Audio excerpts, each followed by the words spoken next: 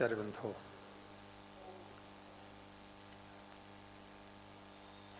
सम्यक दर्शन का स्वरूप चल रहा है वो 16 कारण विधान।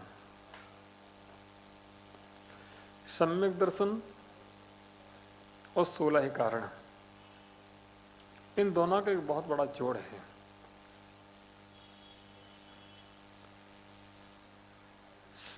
सोलह कारण विधान, 16 कारण पूजन, 16 कारण भावनाएं तीर्थंकर प्रकृति के बंध का कारण है।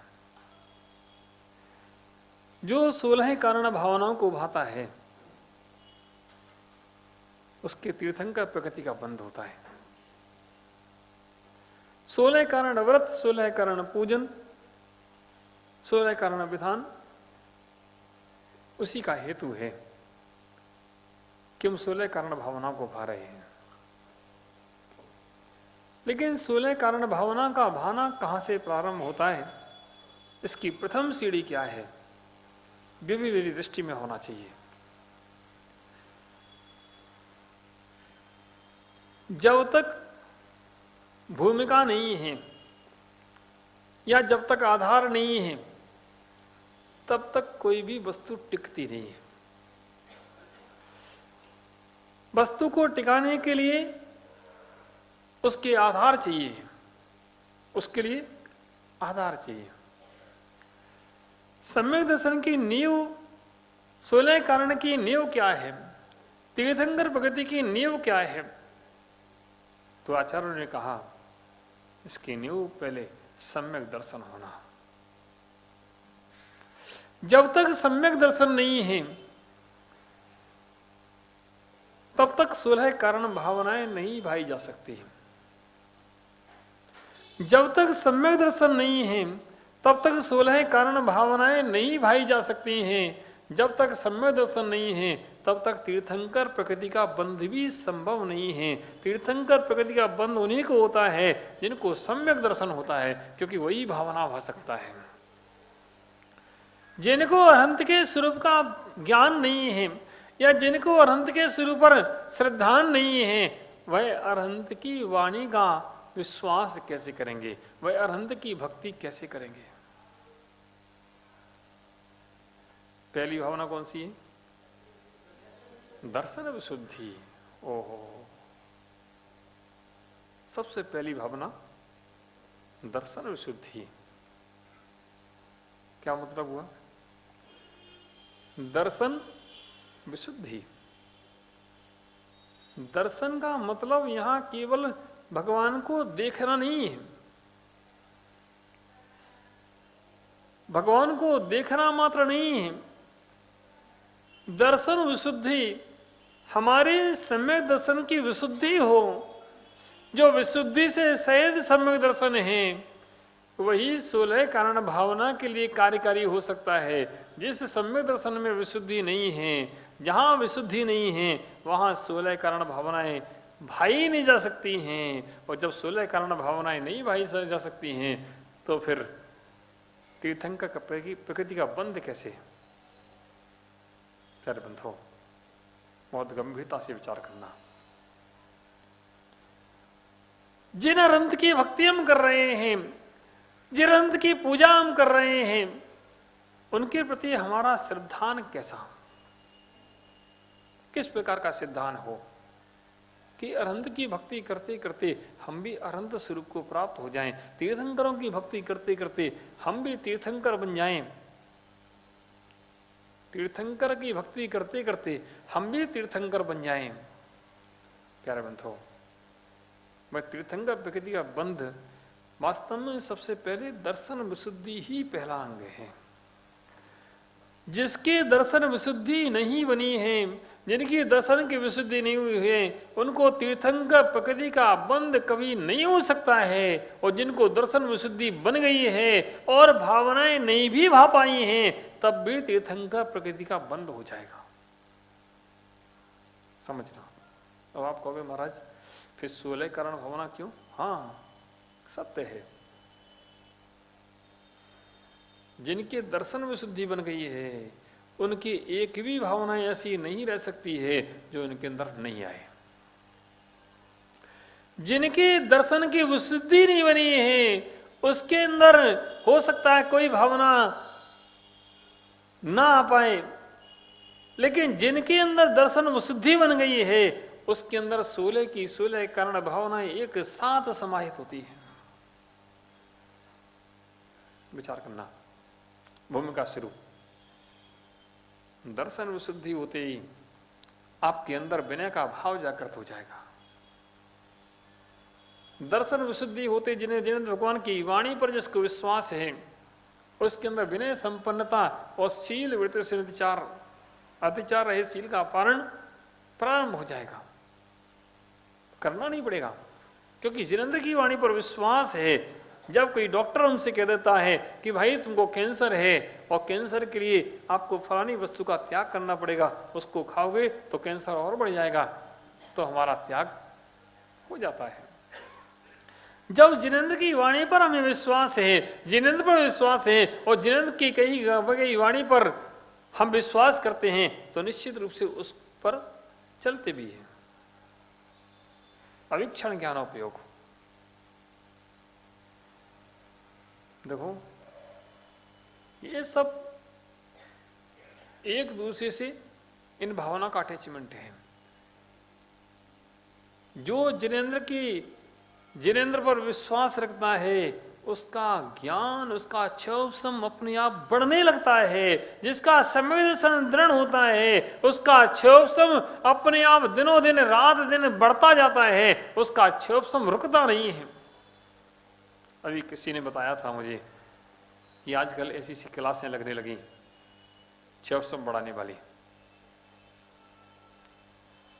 जिससे बच्चे का क्षोभसम बढ़ता है, दिमाग का डेवलपमेंट होता है।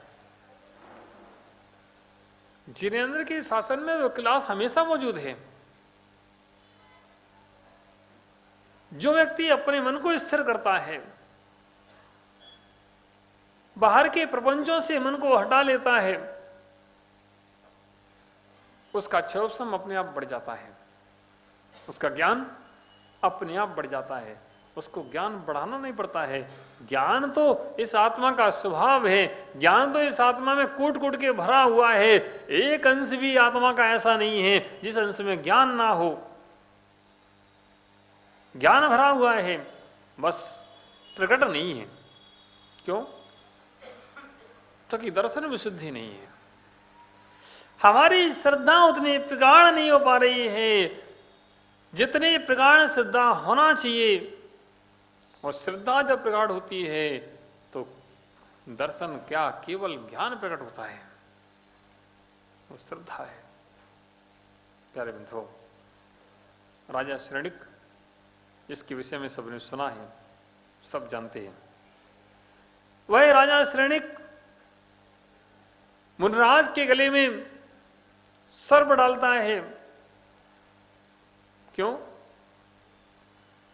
क्योंकि उसको सम्यक दर्शन नहीं था, वो जानता नहीं था, उन मुनियों के स्वरूप को जानता नहीं था, पहचानता नहीं था। इतना जानता था कि बस हमें इनसे बदला लेना है, हमें चेलना से बदला लेना है, इतना भाव था।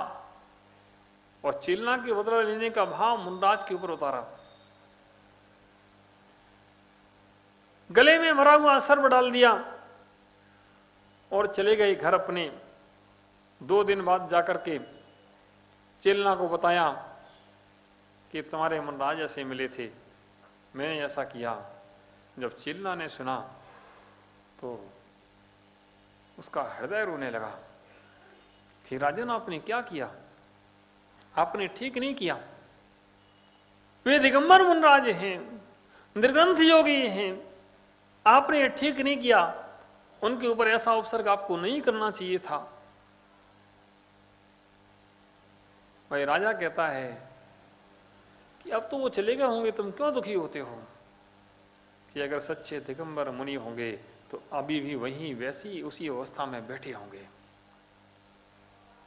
सम्यक दृष्टि, जीव का भाव जब सम्यक दृष्टि जीव किसी दूसरे सम्यक दृष्टि जीव पर उपसर्ग होते देखता है तो उसके मन में पीड़ा होती है कि चलो उसी समय, कि अब सुबह चलेंगे, नहीं नहीं इसी समय चलें, मुझे इसी समय जाना है।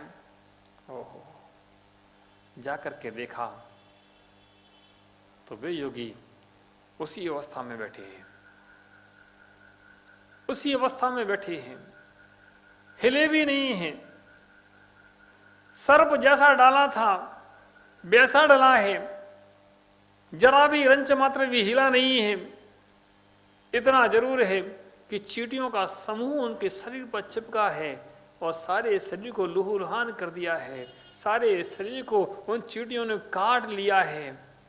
तब भी वे मुनिराज डिगे नहीं हैं, तब भी वे मुनिराज हिले नहीं हैं, अपने आसन लगाए बैठे हैं। ओह, राजा शृणिक जब देखता है तो उसको आश्चर्य होता है कि ऐसा कैसे हो सकता है। आज तीसरा दिन है, 3 दिन बीत गए और 3 दिन बाद भी ये मुनिराज ऐसे ही बैठे हैं, ना कुछ खाया है ना पिया है, ना यहाँ से उठे हैं, हिले भी नहीं हैं, ऐसा कैसे हो सकता है। उसके अंदर वो श्रद्धा का बीज डल गया, वो श्रद्धा का बीज गिरा और श्रद्धा का बीज पड़ा। सर्प को अलग किया गया, चींटियों का समूह जो था उसको धीरे धीरे सने सने अलग किया गया। जब चींटियों का समूह अलग हुआ, उपसर्ग दूर हुआ, राजा और रानी ने दोनों को ने नमोस्तु किया, नमोस्तु भगवान, नमोस्तु भगवान, नमोस्तु भगवान। मुनिराज ने दोनों को समान आशीर्वाद दिया, धर्म वृद्धि रस्तु। अभी जो बीज पड़ा था वह अंकुरित हो गया। अंकुरित क्या, पौधे बनने के लिए तैयार हो गया। कि जिनको मैंने उपसर्ग किया था, जिनको मैंने कष्ट पहुंचाया था, 3 दिन तक जो कष्ट में रहे मेरे कारण, वे भी मुझे हंसकर आशीर्वाद दे रहे हैं। और जो नमस्कार कर रहा है उसके लिए भी आशीर्वाद है, और जो उपसर्ग कर रहा है उसके लिए भी आशीर्वाद है। उन दोनों में उन मुनिराज ने कोई भेद नहीं किया था। जब वो भेद नहीं किया था उसको देखा तो राजा सैनिक को वह सम्यक दर्शन प्रकट हो गया। ओहो,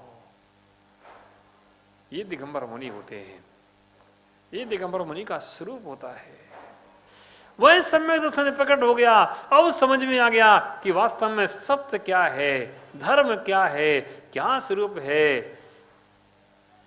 बदला लेना धर्म नहीं है, मारना धर्म नहीं है, कष्ट पहुंचाना धर्म नहीं है, क्रोध का भाव करना धर्म नहीं है, मान का भाव करना धर्म नहीं है, माया का भाव करना धर्म नहीं है, लोभ का भाव करना धर्म नहीं है। इनसे रहित जो है वह धर्म है, और इनसे सहित जो है वह धर्मात्मा है। इन गुणों से जो सहित है वह धर्मात्मा है। बस सच्चे धर्मात्मा यही हैं, सच्चे मुनि यही हैं, यही पूज्य हैं, इन्हीं की पूजा होना चाहिए, यही पूज्य हैं। ऐसा भाव अंदर जागृत हुआ। विचार करना, एक क्षण में जहां मिथ्यात्व था, एक क्षण पहले मिथ्यात्व था, दूसरे क्षण में वह मिथ्यात्व गलन को प्राप्त हो गया, वह मिथ्यात्व समाप्त हो गया और सम्यक दर्शन प्रकट हो गया। बताओ किसने क्या दिया था? किसी ने कुछ नहीं दिया था, किसी ने कुछ नहीं दिया था। बस वह दृश्य सामने उपस्थित था। उस दृश्य को देख करके, सत्य को देख करके जब सत्य का बोध होता है तो व्यक्ति के अंदर अपने अंदर के भाव जागृत होते हैं। कहीं बाहर से कुछ मंगाना नहीं पड़ता है, सब कुछ अंदर होता है, अंदर से ही निकलता है। वह सम्यक दर्शन भी कहीं बाहर नहीं है, वह गुण भी आपका आत्मा का गुण है, वह आपके अंदर है, बस उसको प्रकट करना है। जब तक ये मोहिनी कर्म की सत्ता लगी है, दर्शन मोहिनी लगा है, तब तक वह सम्यक दर्शन प्रकट नहीं होता है। प्यारे बंधो, वह दर्शन प्रकट हुआ। और जब राजा शृणिक भगवान के समोसरण में पहुंचे, तीर्थंकर परमात्मा के दर्शन किए। वे महावीर स्वामी बैठे थे, समोसरण में विराजित थे। जब वहां पहुंचे, दर्शन किए तो सम्यक दर्शन छायक सम्यक दर्शन बदल गया।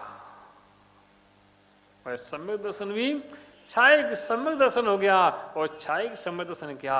उन तीर्थंकर के स्वरूप को देख करके दर्शन व शुद्धि, विनय संपन्नता, शील विचक्षण, अवीक्षण ज्ञान उपयोग, संवेग, सारी भावनाएं एक साथ प्रकट हो गई। 6-16 कारण भावनाएं एक साथ भव गई और तीर्थंकर प्रकृति का बंद हो गया। ओहो, विचार करना, ये विचार करना। हम प्रतिदिन प्रवचन सुनते हैं, हम प्रतिदिन जिनेंद्र के दर्शन करते हैं, प्रतिदिन भगवान के पूजन करते हैं। हमारे सम्यक दर्शन में कितनी वृद्धि हुई है, हमारा सम्यक दर्शन कितना दृढ़ हुआ है, हमारे सम्यक दर्शन में कितनी निर्मलता आई है। उन अरहंत के स्वरूप को देख करके हमारा सम्यक दर्शन कितना निर्मल हुआ है। जो अरहंत 34 अस्सियों से सहित हैं, 18 दोषों से रहित हैं, उनका स्वरूप कैसा है? उनके स्वरूप को देख करके, उन अरहंत के स्वरूप को देख करके बार बार ये भावना मेरे अंदर होना चाहिए कि अरहंत का स्वरूप कैसा है, ये अरहंत कैसे हैं, क्या इनका स्वरूप है, जो मेरी बार बार भावना भाई जाती हैं। मैं कहता हूं ज्यादा पूजन मत करना, आप भगवान के सामने बैठ जाना, हाथ जोड़ करके बैठ जाना, उनके नेत्रों में अपनी दृष्टि डालना, उनके नेत्रों से अपने नेत्र मिलाना। जब उनके नेत्रों से तुम्हारे नेत्र मिलेंगे, 5 मिनट भगवान की दृष्टि में कहीं तुमने अपनी दृष्टि डाल ली तो समझना तुमको बहुत बड़ी उपलब्धि हो सकती है। श्रद्धा के साथ, श्रद्धा के साथ देखना, प्रतिमा में चमत्कार हो ना हो, लेकिन तुम्हारे हृदय में जरूर चमत्कार होगा। प्रतिमा में चमत्कार हो ना हो, लेकिन सच्ची श्रद्धा से अगर तुमने 5 मिनट बैठ करके भगवान को निहारा है, 5 मिनट बैठ करके उनकी दृष्टि में दृष्टि मिलाई है, सामने बैठे हो, तो मानना तुम्हारे अंदर जरूर चमत्कार होगा। तुम्हारे अंदर वह सम्यक दर्शन गुण वृद्धि को प्राप्त होगा, वह सम्यक दर्शन गुण तुम्हारा बढ़ेगा और तुम्हारा जो दर्शन है, दर्शन बढ़ेगा तो तीर्थंकर प्रकृति का बंध भी होगा। प्यारे बंधुओं,